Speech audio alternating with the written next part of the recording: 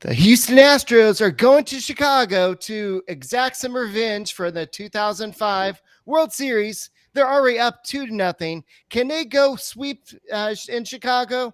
Who knows, but it's going to be up to Luis Garcia versus Dylan Cease. We're going to do a special podcast to go ahead and look at the game tomorrow, and we're going to go ahead and talk about the rest of what could happen in Game 4. But we're going to talk about this and more on a special edition of the Locked On Astros podcast.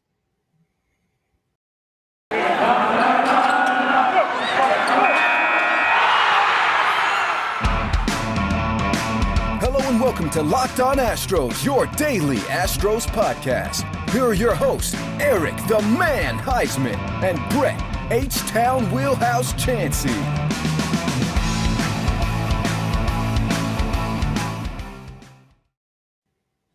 We are Locked On Houston Astros, and we update you joins for a daily Locked On Astros podcast. My name is Eric Huysman. You can find me on Twitter at Eric Talks Stros. You find the show at Locked On Astros, your team every day. Brett, where can they find you at? They can find me at H-Town Wheelhouse on Twitter and at Stros411 on Twitter, Instagram, and Facebook. Always positive, always Stros. All right, guys, thank you for making us your first listen. The Locked On Astros podcast, whether it's on YouTube or if it's on Apple, Spotify, wherever you listen to us, thank you for listening to Locked On Astros podcast. And keep on listening as we keep on keeping you up to date with what's going on in the playoffs. And hopefully they go all the way, because that's what we're hoping for on the Locked On Astros podcast. And this game tonight is going to be awesome. It's going to be Luis Garcia. I know that's an interesting decision that Dusty Baker is making, but I guess you go with somebody who's been there all season versus Jose Urquidy, who does have the playoff success, but at the same time, Luis Garcia is actually been the guy all year, but he only has that one start and in the playoffs, so he doesn't really have the track record that Urquidy does, but it's more of the what have you done for me this year, and that's why I think that Dusty Baker went with Garcia. Yeah, Garcia is definitely, I think, the right choice here because Urquidy can come in with his experience. Let's say Garcia falters a little bit. You can bring Urquidy in to bridge the gap if you need 2 or 3 innings of relief. But when you look at Luis Garcia and you look at his one start against the White Sox, Eric, he threw 7 innings, only gave up 1 earned run, He had 7 strikeouts, I believe. And so he had a pretty dominant performance against the White Sox earlier this season. And so you go into Game 3. I know it's kind of the hostile territory. We had talked about previously, maybe with Mike Stanton, about do you go Garcia first and then Valdez? Well, now that Valdez is pitched, it's kind of, we can't really talk about that scenario anymore because he did his job. The Astros did their job. In Game 3, Urquidy's key is going to be stay focused. Don't let them. Garcia. Oh, I'm sorry. Garcia. See, I'm automatically we all have going. It all programmed that Urquidy would be the Game 3 starter exactly. because he made the most sense. But I guess Dusty Baker is going with a hot hand in 2021. Yeah, and I don't dislike this move at all. I think Luis Garcia is the right call with that explanation that you gave in the intro, and that Urquidy hasn't really been fully. I mean, he's been stretched out. He has pitched, but Garcia's the guy. I love a Garcia Urquidy piggyback situation. If Garcia struggles in the 3rd inning, he gets through the lineup a second time and he's struggling, throw in Urquidy, because both of these guys, Eric, do have the mental makeup. We have seen Garcia struggle, and we've seen this offense in Game 2. They scored those 4 runs. They were up on the Astros 2 different times.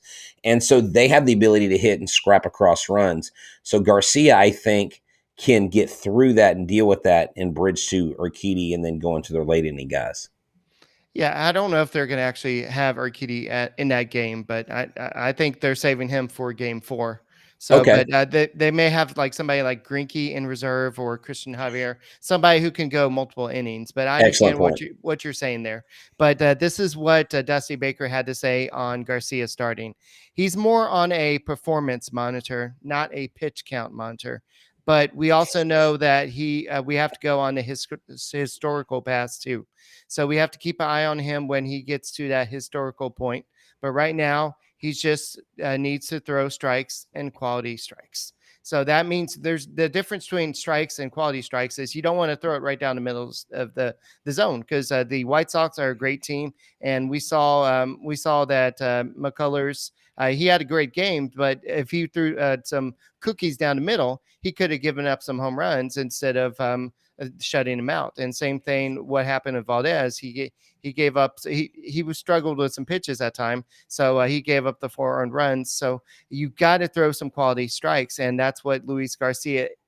When he's on, he can be getting the corners and everything like that with the strike zone. So I think that's what Dusty's saying. And so they're not looking necessarily at a pitch count. So it's not like they're taking the I mentioned this before, but the little, how the kids with the backpacks and with the little leash on them when they're babies, they're not taking the little leash off of him yet. But they're going to really kind of let him pitch as deep as he can, because we saw how good it can happen in game 1. I know Valdez didn't pitch too deep into game 2, but the Astros still didn't have to use a ton of relievers in game 2. But I think that I'm still trying to say the wrong pitcher, but I think that Garcia is going to show the Astros what he can do in this game, because we really don't have much success. I mean, not much history with him in the playoffs. Yeah, we don't. Last year, he just pitched that one game. Yeah, we don't. But what you do have, I think, like I said, is during the season and some of those games that we've even commentated on maybe more than once in recent memory, of where he would get in a bases loaded situation and get out of it, or he would give up a hit or two and he would basically batten down the hatches and he would get out of it. Right. These pitchers have the ability to lock in.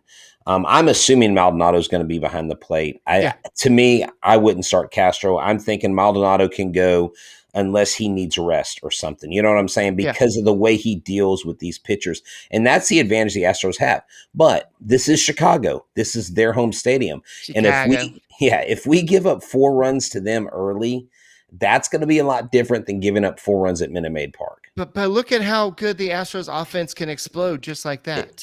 Right. They scored 5 runs in that one inning. I forgot what inning that was. No, yeah, that was No, and I'm not saying they won't. But what I'm saying is giving up 4 runs to the White Sox in Chicago may have a little bit more of a momentum shift than giving up 4 runs in Minute Maid, because when you start gaining momentum back, you don't have the crowd behind you. That's really my point. Kind of the home field advantage. Dusty Baker's going to give him much opportunity to give up that many runs. I think he's going to be on a short. He just said performance. So if he's not performance well, it's going to be like. Yeah, excellent point. Excellent point. No, yeah, that's an astute observation there, and I really think he's going to come out and do well. I think Dylan Cease, all the pressure is on Dylan Cease. All the pressure. They've got to win. The Astros, there really is no pressure on them, because you're supposed to maybe lose a game in a series. You're not supposed to sweep all your playoff series. You're in the playoffs for a reason. Both teams are great. And so I don't think there may be pressure on Garcia, but wouldn't you agree that Dylan Cease has the more pressure to perform? Because if he goes out and lays a goose egg and they get behind the 8 ball in the first 2 or 3 innings, I mean, the White Sox you can take the wind out of their sails really quick. You can silence that crowd and they could be done. And the Astros could be 3 and out. Yeah. Before we talk about Dylan Cease, I do want to say something that Garcia said, if I can find it. But Garcia, he's really pumped up about getting a start. And he said that, where is it? I just had it. He said, I think I like to throw with fans in the stands, so I think it'll be good. So he said that last year he didn't get to play with, he didn't get to pitch with the fans in stands. So he said that would be something that's good. Also, he said that I can't find that quote, but basically here he is. No, this is Brent Strom. I can't find that quote, but this is what Brent Strom had to say. He said that he's healthy and ready to go. Oh, here it is. And Garcia said that I feel good right now, and I've had a lot of time to rest, and I'm not surprised that I throw a lot this season, because that's what I wanted to do. And I think I'm ready for tomorrow and the rest of the postseason. So basically, he set a goal this year to basically go out there and bet on himself to throw a lot of innings, and he did. Jose Urquidy had that same bet, but unfortunately, due to injuries and some other factors, he didn't really live up to that bet. But Luis Garcia did. So talk to us about BetOnline.ag. Yeah, we're back and better than ever, and all eyes are on the gridiron as teams are back for another football season. If it's Sunday and you're watching pro football, go to Bet Online before you do. It's the number one spot for all your pro football and college football action. With new updated website interface, even more odds, props, and contests, Bet Online continues to be the number one source for everything football. Head to the website or use your mobile device to sign up today and receive your 50% welcome bonus for your first deposit. Don't forget to use the promo code LOCKEDON for your first bonus. Bet Online, where the game starts. All right. Do you know what? Carlos Rondon, he may not be pitching in the series, especially if the Astros sweep, but there's some optimism that he may pitch. But you know what? While he's not pitching, he may need a Built Bar. Tell us a little bit about Built Bar. Well, maybe we shouldn't share Built Bar with him per se, but maybe somebody else in need, because we don't want to help the other team, right? But Built Bar is the best tasting protein bar in the biz. I'm telling you right now, it's wrapped in 100% chocolate. It's tasty. It's good for the healthy, conscious guy or girl. Doesn't matter if you're on the keto diet. Doesn't matter what you're doing in the gym or out of the gym. Go grab one of these Built Bars. 17 to 18 grams of protein, 130 to 180 calories, 4 to 5 grams of sugar, 4 to 5 grams of net carbs, all flavors, all tasty, all amazing, and they're healthy. The grasshopper cookie, raspberry. This protein bar is even consumed by the USA track and field team. So go to built.com and use the promo code LOCKED15. That's LOCKED15 to get your 50% off your first order. That's built.com, the best bar in the biz. All right. So I've got two pitchers. I'm not going to tell you which one is which, but I've got two pitchers who's pitched twice against the Astros this year. One of them has a 9 ERA versus the Astros with 2 losses. He has 14 strikeouts in those 9 innings pitched.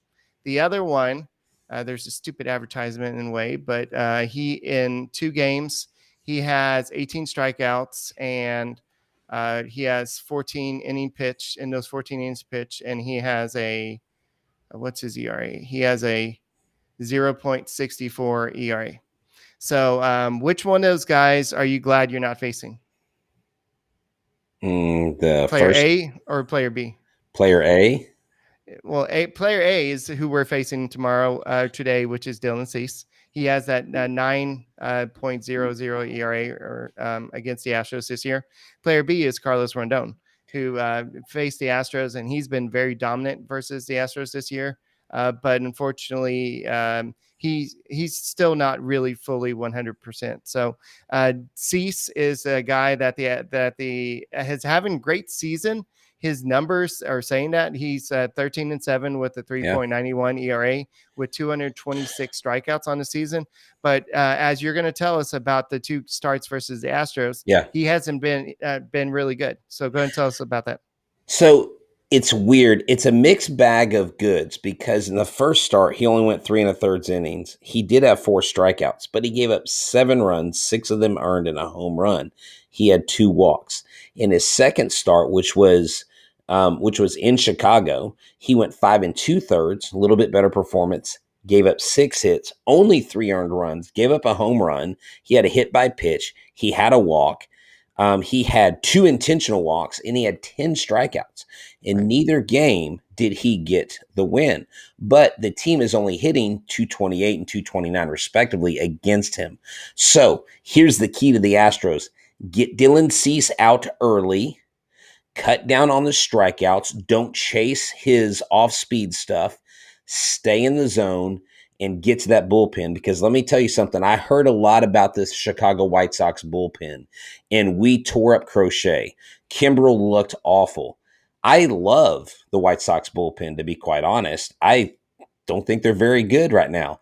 And so if the Astros can get through the chinks in the armor of Dylan Cease, I think it's a pretty easy road to a win in Game 3. Yeah.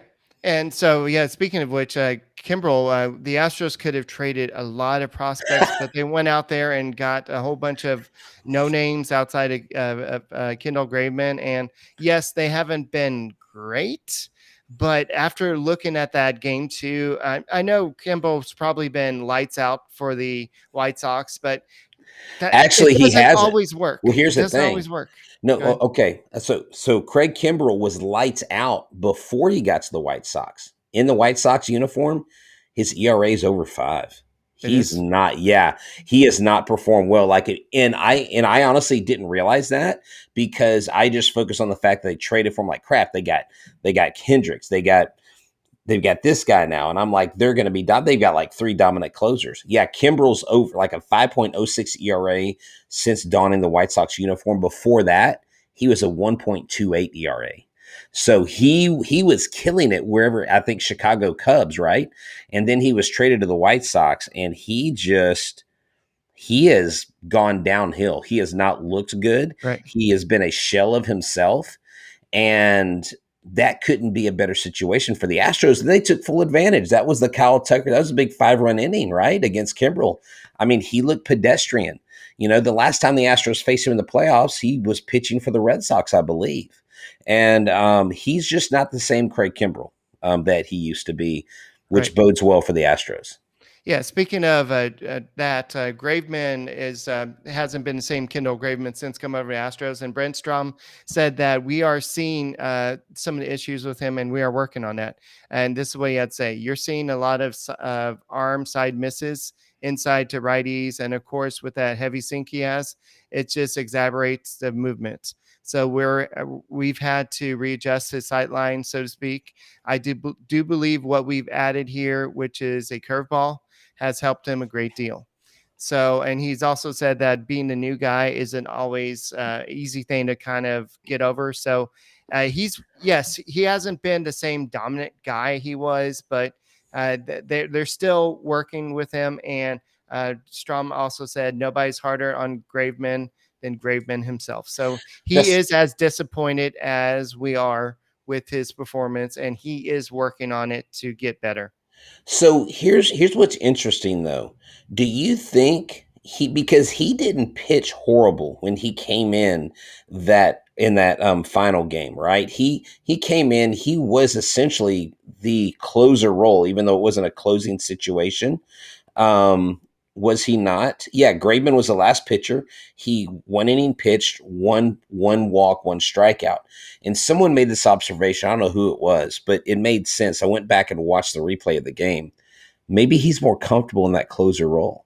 Maybe him going from closer to setup guy has also played with this psyche, going from being the man to close and Right. saying, "Hey, I'll pitch wherever you want me to pitch." So he's been willing, and it's I don't think it's a willingness or a stubbornness or a pride thing, but it's just like we talked about with Christian Javier. I really think Javier is not the same guy because he's not being used properly. But Kendall Graveman came in and had success, Eric, in a position where it wasn't high stress. The more opportunities Graveman gets to be successful, the more dangerous he becomes, the deeper the Astros go in the playoffs. So if the Astros are in the World Series here in a few weeks, and Kendall Graveman's had 3 or 4 successful outings, that means when he gets that World Series, I'm going to trust him because he's shown me lately that Right. he can man up. And remember, this is his first postseason. So that's also something to consider. All right. I've got some thoughts by Tony La Russa. Oh, Uh, nice. Too bad we so don't have a thoughts by Tony. yeah. So this I guess this was after the press conference, or I don't know when this was, but he said, "I'd like to walk in here second one of these times." Because I guess the losing manager goes and does the press conference first, and then the winning one goes in second. So going first is for the birds. So he wants to win. He wants to win one of these games, and also he talked about. He was asked about how difficult the Astros lineup is to work through. He laughed and said, "I've got a unique perspective. It's exactly the same difficulty that all those years was." With great competition between the Cardinals and the Astros. He said, remember the guys like Berkman, Bagwell, Biggio, Kent, all those Mm. guys, Beltran. It's the same kind of issues. Professional hitters, good hitters up and down the lineup. They run the bases well. They play defense. It must be an Astros thing. So That, game recognized game right there. La Russa had an amazing team when he was with the Oakland Athletics. They won in 1989. In 88, they came up short, but they had a phenomenal team. He had phenomenal pitching, relief pitching, starting pitching, Dave Stewart, Dennis Eckersley, up and down that lineup, McGuire, Canseco, Weiss. They just had a stacked lineup, right? Right. And so he's been there, and that's exactly right because – and I didn't think about that. This is the same kind of lineup that he faced in 04 and 05 when he was with the Cardinals. I almost forgot that he was their manager then. And Jeff Kent, like we don't talk about him enough. That guy was a huge postseason hero. Carlos Beltran, the massive impact he made that year. And, this year we talked about our own version of maybe not exactly Carlos Beltran level, but Jake Myers and Chas McCormick and probably Jose Siri at some point. They're all contributing. And that's why this team respects the Astros, but the Astros respect this White Sox team. And they're not going in game 3 thinking they've got it won. They're going in to, business as usual, and we still have to win another game. Nothing's locked up until it's locked up. All right. So the Astros will try to sweep the White Sox tomorrow and earn their 5th consecutive trip to the American League Championship Series. Yes. This would tie an MLB record set by the A's in 1975, matched by the Braves in 1999. So this is not something that happens frequently. And I know people across baseball are like, the Astros are good. I thought they were cheating. I thought this was only they're just good because they're cheating. And I saw somebody tweet. It wasn't even an Astros person. It was like, it's not October without people being mad at the Astros for still being good. And that's what's happening. This team is really good. Do they have holes? Yes, they have holes in probably in their bullpen. Maybe they don't have that frontline ace that you would want outside of McCullers. I mean, he pitched like an ace, but you don't have that like Verlander. We got to talk about him in a second. But you don't have like Verlander type ace is what I mean. But McCullers pitched like ace the other day. McCullers, I think, is one of the top 5 pitchers to watch in the playoffs. I mean, I think he's top 3, definitely. I think Scherzer is probably your number 1 guy that everybody is drawn to. And then your second starting pitcher, I don't know who that would be. I believe there is someone on the Brewers. I don't even know the Brewers starting pitchers. I need to do my homework. But McCullers is right there 1, 2, or 3 because, Eric, we know his history. We've seen it firsthand. He's a big game pitcher. Who's a lot of people are going to get some attention, who's going to start noticing across baseball this postseason, the deeper the Astros go, is Kyle Tucker. Yes. I think Kyle Tucker would become a household name because he is and that's what Carlos Correa said. He said, this guy's a star. He's a great hitter. He's been overlooked across the league. Not too many people are talking about him. When we get to the clubhouse and we turn on the MLB network, I don't know how these people are not talking about Kyle Tucker. I guarantee the further we go in the playoffs, it's going to be because of Kyle Tucker. He's batting 7th.